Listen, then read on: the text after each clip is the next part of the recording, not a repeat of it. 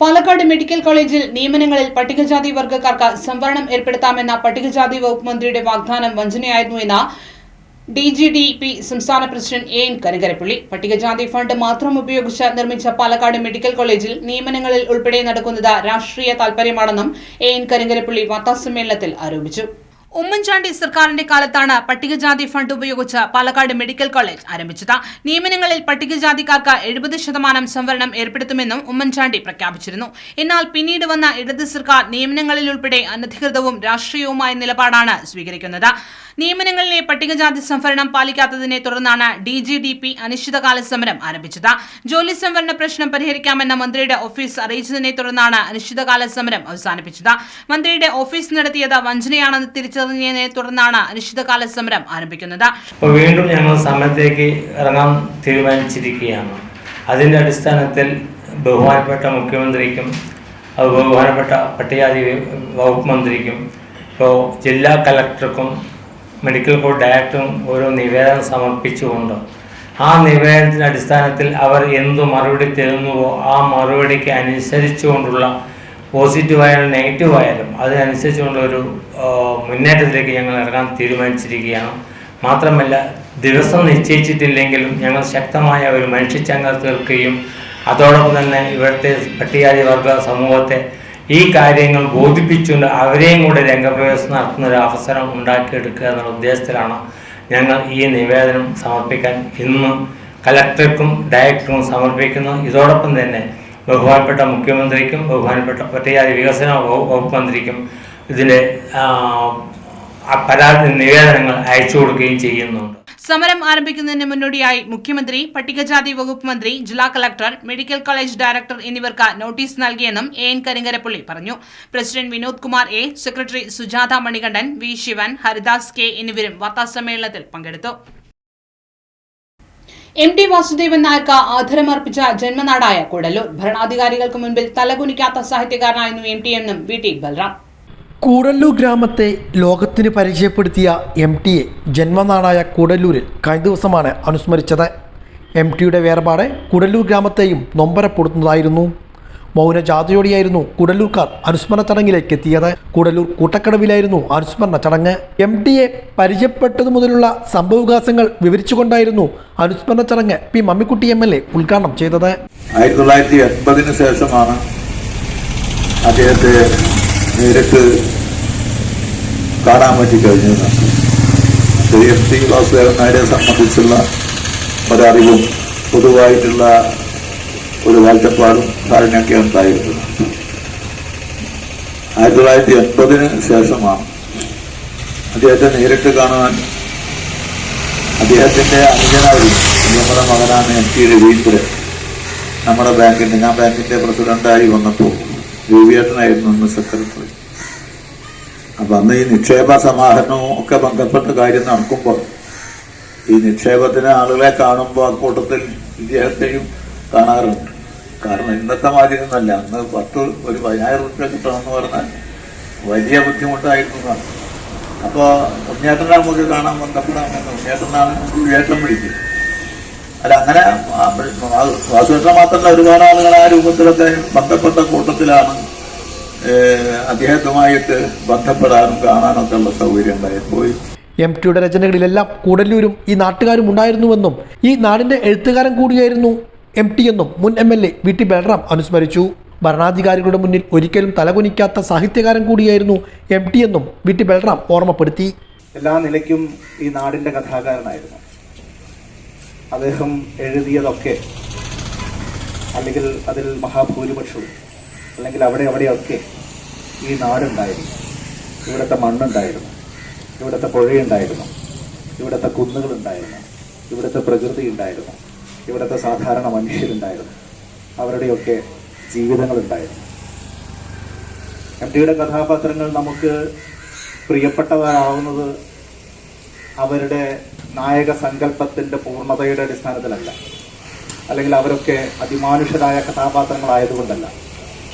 ആ കഥാപാത്രങ്ങളിൽ പലതും നമ്മളൊക്കെ തന്നെ ആയിരുന്നു എന്നുള്ളതാണ്, നമ്മളെപ്പോലുള്ളവരായിരുന്നു എന്നുള്ളതാണ്.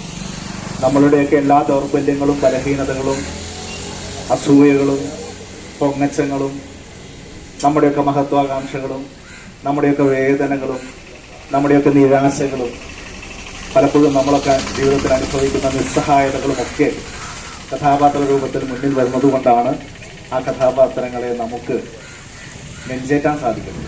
ആനക്കര ഗ്രാമപഞ്ചായത്ത് പ്രസിഡന്റ് കെ മുഹമ്മദ്, KPCC നിർവാഹക സമിതി അംഗം CV Balachandran, Thrithala block panchayat president VP Rajeena, Hameed T Swalik, ES Govindan, Sajitha ഉൾപ്പെടെയുള്ളവരും MTയുടെ ഓർമ്മകൾ ചടങ്ങിൽ പങ്കുവച്ചു.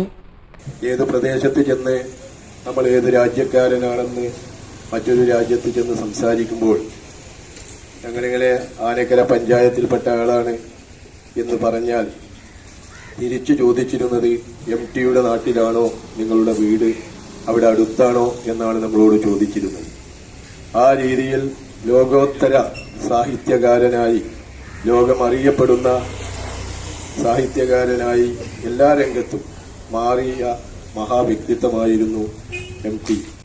ഗ്രാമീണ വനിതകളുടെ ഉന്നമനത്തിനായി പ്രവർത്തിക്കുന്ന ശ്രീയുടെ പ്രവർത്തനങ്ങൾ ശ്ലാഘനീയമാണെന്ന് ആലത്തൂർ MP കെ രാധാകൃഷ്ണൻ. കൊല്ലങ്കോട് കേന്ദ്രമായി പ്രവർത്തിക്കുന്ന ശ്രീ ഗ്രാമീണ വികസന സംഘം വാർഷികം ആഘോഷിച്ചു.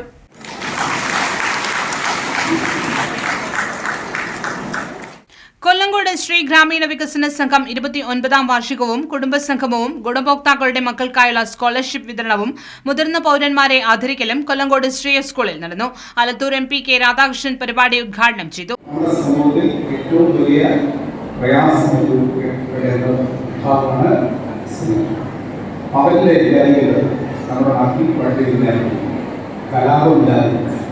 എന്ത് വികസനം ഉണ്ടായിട്ട് കാര്യത്തിൽ കലാപമാണെങ്കിൽ നമുക്ക് ചുറ്റും കലാപമാണെങ്കിൽ വികസനത്തിലൊന്നും തന്നെ യാതൊരു കാര്യമാണ്. അപ്പം നമ്മുടെ സമൂഹത്തിൽ വികസനം ഉണ്ടാകണം എന്ന കാഴ്ചപ്പാട് നമുക്ക് നല്ലപോലെ കൊണ്ടുപോയിരിക്കുമ്പോൾ തന്നെ ആ സമൂഹത്തിൽ ഐക്യവും ഒടുവിൽ സ്നേഹവും ഉണ്ടാകണമെന്നുള്ള സന്ദേശം കൂടി നമുക്ക് കടത്താൻ കഴിയും. പലപ്പോഴും നമ്മുടെ സമൂഹം വ്യത്യസ്ത രീതിയിലാണ് സംഗീതമാണ് ജാതിയുടെയും മതത്തിന്റെയും പ്രദേശത്തിന്റെയും എല്ലാം പേരിലാണ് നമ്മൾ സംഗീതമായിട്ട് പ്രവർത്തിക്കുന്നത്. അത്തരം ചിന്തകൾ നമ്മുടെ നാടിന്റെ മുന്നോട്ട് പോക്കിൽ തടസ്സമാണ്. കെ ബാബു MLA ആദരിക്കൽ ചടങ്ങ് നിർവഹിച്ചു. Shri trustee doctor N Sudhodhanan ചടങ്ങിൽ അധ്യക്ഷത വഹിച്ചു. ശ്രീ ചെയർമാൻ ഡോക്ടർ പ്രഭാകർ ആമുഖ പ്രഭാഷണം നടത്തി. കൊല്ലങ്കോട് ഗ്രാമപഞ്ചായത്ത് പ്രസിഡന്റ് കെ സത്യപാൽ അവാർഡ് ദാനം നിർവഹിച്ചു. കൊല്ലങ്കോട് കേന്ദ്രീകരിച്ച ഗ്രാമീണ വനിതകളുടെ സാമൂഹിക സാമ്പത്തിക ഉന്നമനത്തിനായി 2.5 പതിറ്റാണ്ടുകളിൽ ഏറെയായി പ്രവർത്തിച്ചു വരുന്ന സംഘമാണ് ശ്രീ ഗ്രാമീണ വികസന സംഘം. Alanallur government higher secondary school അധ്യാപിക കവിത ശ്രീകുമാർ ബോധവൽക്കരണ ക്ലാസ് നടത്തി. ബ്രാഞ്ച് മാനേജർ C ജയലക്ഷ്മി സ്വാഗതവും ശാഖ ബ്രാഞ്ച് മാനേജർ ബിന്ദു റിപ്പോർട്ടും അവതരിപ്പിച്ചു. Ward member Saudamini, CEO Anilkumar, bank manager Prashanth Sai, Tejashree, Nisha Ravichandran, Anitha, Gresh Kumar, Ajeesh, Augustine എന്നിവർ പ്രസംഗിച്ചു. മുതൽമട ബ്രാഞ്ച് മാനേജർ രമണി നന്ദി പറഞ്ഞു. സംഘാംഗങ്ങളായ മുതിർന്ന വനിതകളെ ചടങ്ങിൽ ആദരിച്ചു. ഉന്നത വിജയം നേടിയ വിദ്യാർത്ഥികളെ ചടങ്ങിൽ അനുമോദിച്ചു. ജില്ലാ കേരളോത്സവത്തിന് അരങ്ങുണർന്നു. കഴിവുള്ളവർക്ക് അവ തെളിയിക്കാനുള്ള അവസരമായി കേരളോത്സവത്തെ കാണണമെന്ന് ജില്ലാ പഞ്ചായത്ത് പ്രസിഡന്റ് കെ ബിനുമോൾ പറഞ്ഞു.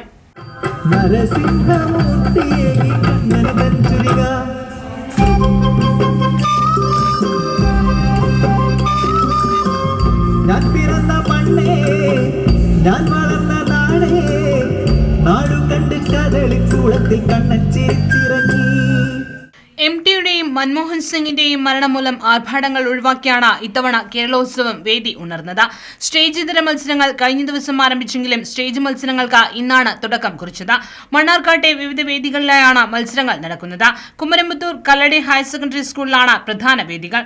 വേദി 1 നാടോടി നൃത്തം, ഒപ്പന എന്നിവയിലെ മത്സരങ്ങൾ ആദ്യ ദിവസം അരങ്ങേറി. വേദി 2 മാപ്പിളപ്പാട്ട്, വട്ടപ്പാട്ട്, കോൽക്കളി, ദഫ്മുട്ട് എന്നീ മത്സരങ്ങളും വേദി 3 ലളിതഗാനം, സംഘഗാനം, ദേശഭക്തിഗാനം, വായ്പാട്ട് തുടങ്ങിയവയിലെ മത്സരങ്ങളും അരങ്ങേറി.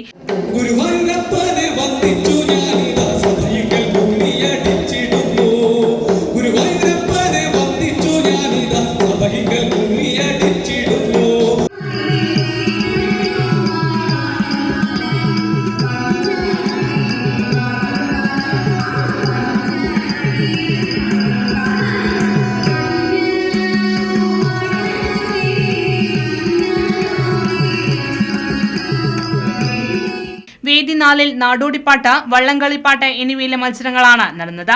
ഫുട്ബോൾ മത്സരങ്ങൾ അലനല്ലൂർ ഹയർ സെക്കൻഡറി സ്കൂളിൽ തുടങ്ങി. ക്രിക്കറ്റ്, ബാസ്കറ്റ്ബോൾ, കബഡി, വടംവലി മത്സരങ്ങൾ കലടി കോളേജ് ഗ്രൗണ്ടിൽ ആരംഭിച്ചു. പുരുഷ, വനിതാ ഷട്ടിൽ മത്സരങ്ങൾ എടത്തനാട്ടുകര സ്റ്റെർലിംഗ് അക്കാദമിയിലുമാണ് നടക്കുന്നത്. എല്ലാ മത്സരങ്ങളിലും വലിയ ആവേശത്തോടെയാണ് മത്സരങ്ങൾ പുരോഗമിക്കുന്നത്. വാർത്തകൾ തുടരുന്നു. പാലക്കാട് ജില്ലാ നെല്ല് സംഭരണ, വിപണന, സംസ്കരണ, വ്യവസായ സഹകരണ സംഘം വാർഷിക ജനറൽ ബോഡി യോഗം എല്ലപ്പള്ളി പാഡിക്കോയിൽ നടന്നു. പാഡിക്കോ കോൺഫറൻസ് ഹാളിൽ നടന്ന യോഗം പ്രസിഡന്റ് KR സുരേഷ് കുമാർ ഉദ്ഘാടനം ചെയ്തു. Vice president NM Arun Prasad, ഡയറക്ടർമാരായ PK Haridasan, A Chenthamara, P Haridasan, K Ashok Kumar, C Rajan, P Preetha, C Bindu, K Pradeepa, secretary PS Jeevan എന്നിവർ സംസാരിച്ചു. 1997 സഹകരണ കാർഷിക കൂട്ടായ്മയിൽ ജില്ലാ വ്യവസായ കേന്ദ്രത്തിന്റെ കീഴിലാണ് പാഡിക്കോ പ്രവർത്തിക്കുന്നത്. സപ്ലൈകോ നെല്ല് സംഭരണവും ഇടനിലക്കാരെ ഒഴിവാക്കി പാഡിക്കോ ഷോപ്പുകളിലൂടെ നേരിട്ട് അരി വിതരണവും പാഡിക്കോ ചെയ്യുന്നതായി പ്രസിഡന്റ് KR സുരേഷ് കുമാർ പറഞ്ഞു. 30 ടൺ കപ്പാസിറ്റിയാണ് ഇപ്പോൾ നമ്മുടെ പാഡിക്കോ റൈസ് മില്ലിനുള്ളത്. അത് നമ്മൾ 60 ടൺ കപ്പാസിറ്റിയാക്കി ഉയർത്തണം. അതേപോലെ തന്നെ സർക്കാരിൻ്റെ ലോണുകൾ എല്ലാം ഷെയറാക്കിയിട്ട് അനുവദിച്ചു തരണം എന്നുള്ളതാണ് നമുക്ക് ഈ പാഡിക്കോ നിലനിർത്തിക്കൊണ്ടു പോകാൻ പറ്റിയ സാഹചര്യമുള്ളത്. അതുകൊണ്ട് നമ്മളിവിടെ പാലക്കാട്ടിലുള്ള കർഷകർക്കൊരു താങ്ങും തണലുമാണ് ഈ പാഡിക്കോ. അതേമാതിരി ജലപ്പുള്ളിയിലും അതേമാതിരി തന്നെ സമീപ പഞ്ചായത്തുകളിലെയും നെല്ലുകൾ സംഭരിച്ച് നല്ല രീതിയിൽ കൃഷിക്കാർക്ക് ഒരു ബുദ്ധിമുട്ടുമില്ലാത്ത രീതിയിൽ നമ്മളത് സംഭരിച്ചുകൊണ്ടിരിക്കുന്നുണ്ട്.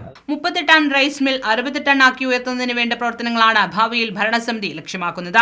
സപ്ലൈകോ നെല്ല് സംഭരണവും അരിയാക്കലും ഭീമമായ നഷ്ടം ഉണ്ടാക്കുന്നതായി യോഗം വിലയിരുത്തി. കാട്ടാന ശല്യം രൂക്ഷമാകുമ്പോഴും അധികൃതർ അലംഭാവം തുടരുന്നു. കഴിഞ്ഞ ദിവസം കാട്ടാനകൾ വാളയാർ ടോൾ പ്ലാസയ്ക്ക് സമീപം വരെ എത്തി വ്യാപകമായി കൃഷി നശിപ്പിച്ചു. ദേശീയപാതയ്ക്ക് സമീപം വാദ്യാർച്ചളയ്ക്ക് പോകുന്ന വഴിയിലാണ് 5 കാട്ടാനകൾ പുലർച്ചെ എത്തിയത്. പ്രദേശത്തെ ബാലകൃഷ്ണന്റെ 100 കണക്കിന് വാഴകൾ നശിപ്പിച്ചു. സമീപത്തെ സുജിത്, സുനിൽ, അരുൺ, രഞ്ജിത്ത് എന്നിവരുടെ തെങ്ങുകളും മറ്റു കൃഷികളും കാട്ടാനകൾ നശിപ്പിച്ചു. പുലർച്ചെ പാലുമായി വന്ന കർഷകർ തലനാരിഴയ്ക്കാണ് കാട്ടാനകളിൽ നിന്ന് രക്ഷപ്പെട്ടത്. പുതുശ്ശേരി ഗ്രാമപഞ്ചായത്തിലെ മലയോട് ചേർന്ന് കിടക്കുന്ന ജനവാസ മേഖലകളിൽ കാട്ടാനകളെ പേടിച്ച് ജനങ്ങൾക്ക് പുറത്തിറങ്ങാൻ പറ്റാത്ത അവസ്ഥയാണുള്ളത്.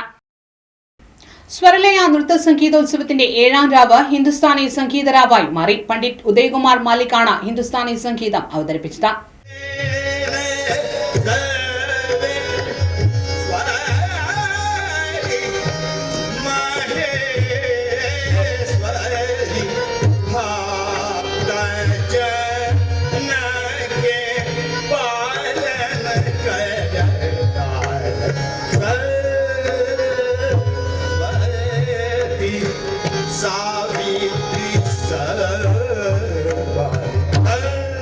സ്വരലയ നൃത്ത സംഗീതോത്സവത്തിന്റെ 7ാം ദിനത്തിൽ കാണികളെ സംഗീതത്തിൽ അലിയിച്ച് ഉദയകുമാർ മാലിക് അവതരിപ്പിച്ച ഹിന്ദുസ്ഥാനി സംഗീത കച്ചേരി അരങ്ങേറി. തുടർന്ന് ഹരി ബംഗളൂരു അവതരിപ്പിച്ച ഭക്തി നൃത്ത തരംഗ് കഥക് നൃത്താവിഷ്കാരം നയന വിസ്മയമായി. ബംഗളൂരു നൂപുര പെർഫോമൻസ് ആർട്സ് സെന്ററിന്റെ നേതൃത്വത്തിലാണ് നൃത്താവിഷ്കാരം അരങ്ങിലെത്തിച്ചത്. തുടർന്ന് കലാകാരന്മാരെ ആദരിച്ചു.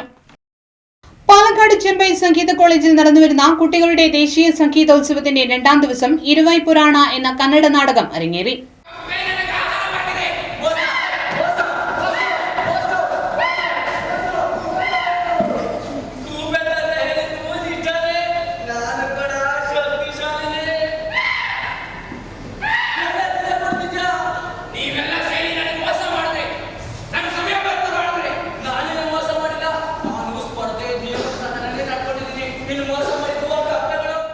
കർണാടകയിൽ നിന്നുള്ള കിന്നരമേള, തുമരി സംഘങ്ങളാണ് നാടകം അരങ്ങിലെത്തിച്ചത്. ലൂയിൻ സെപ്പുൾവേദിയുടെ ഇംഗ്ലീഷ് കഥയും കന്നഡ നാടോടി കഥകളെയും അവലംബിച്ച സ്വതന്ത്ര നാടകമാണ് ഇരവൈ പുരാണ. നിധി S ശാസ്ത്രിയാണ് നാടകരചന നിർവഹിച്ചിട്ടുള്ളത്. തുടർന്ന് ഡോക്ടർ വയലാർ വാസുദേവൻ പിള്ള രചിച്ച KV ഗണേഷ് സംവിധാനം ചെയ്ത സ്വർണ്ണക്കൊക്കുകൾ എന്ന നാടകവും അരങ്ങിലെത്തി. വാർത്തകൾ കഴിഞ്ഞു. നമസ്കാരം.